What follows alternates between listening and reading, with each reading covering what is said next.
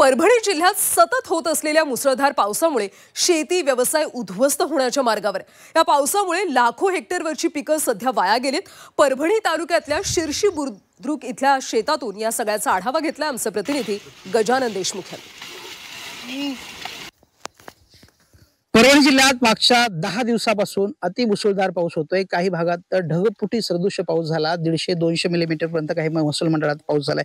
त्याच्यामुळे लाखो हेक्टरवरच्या पिकाचं मोठं नुकसान झालंय। मी परभणी तालुक्यातल्या शिरशी बुद्रुक या गावामध्ये आहे। एक स्वप्ने यांचा हा सगळा प्लॉट आहे। त्यांनी साधारणतः एकरभर क्षेत्रावर गोबीची लागवड केली होती आणि पीक सुद्धा खूप चांगलं आलं होतं। सध्या 50-60 रुपये किलोचा भाव आहे। अक्षरशः त्यांची गोबी सततच्या पावसामुळे अशी बघा पाणी खराब झाली, काळवंडलेली आहे आणि ही माणूस तर काही जनावर सुद्धा याला खात नाही, म्हणून हे सगळी गोबी जी आहे ते आता उपटून फेकायला शेतकऱ्यांना सुरुवात केली। आपल्यासोबत हे सगळे शेतकरी आहेत, त्यांच्याशी आपण बोलणार आहोत। काय नाव तुमचं आणि हे सगळं किती रुपयाचा खर्च आला होता आणि किती उत्पन्न होणार होतं तुम्हाला?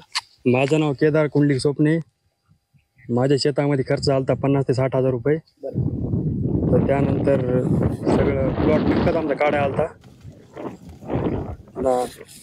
कसं उत्पन्न भाव वगैरे सुरू झाला होता? काय दिलं होतं मार्केटला 55 ते 60 हजार भाव होता किलो।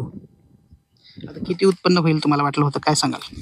2-2.5 लाख रुपये एकरी आम्हाला उत्पन्न होईल असं वाटलं होतं। 1.5-2 लाख रुपयाचं शेतकऱ्यांचं नुकसान झालंय। ही परिस्थिती काय फक्त एकट्या स्वप्ने पुरती नाहीये, तर या भागात मोठं नुकसान झालंय। जिल्ह्यात सुद्धा समतुल्य अशीच परिस्थिती। आता काय सांगाल, काय काय पिकांचं नुकसान झालंय? आता सांगायला जर गेलं तर काही तर सांगायसारखं काही राहिलंच नाही साहेब। जवळपास आमच्या परिसरात एवढा पाऊस झाला, ते काय ते मिलीमीटर म्हणतात आम्हाला तेवढं समजत नाही, पण 100-150 म्हणतात मिलीमीटर एवढा पाऊस झाला। आणि त्या पावसामध्ये आमच्या परिसरातलं जवळजवळ काहीच हाताला लागणार नाही। आता शासनाकडे काय मागणी करा? सातत्यानं अशा पद्धतीचं सगळं नुकसान होतंय। जुलैमध्ये पाऊस झालाय, ऑगस्टमध्ये झाला, सप्टेंबरमध्ये झाला।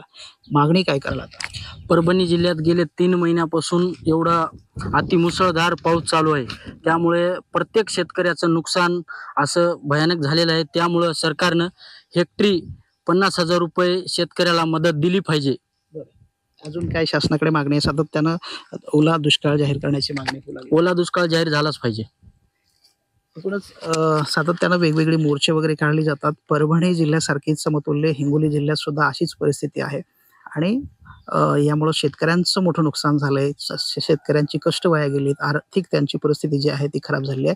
त्यामुळे मायबाप सरकारनं आता ओला दुष्काळ जाहीर करावा अशा पद्धतीची मागणी जी आहे ती होऊ लागली आहे। व्हिडिओ जर्नलिस्ट गणेश सह गजानन देशमुख, झी मीडिया, शिरशी बुद्रुक, परभणी।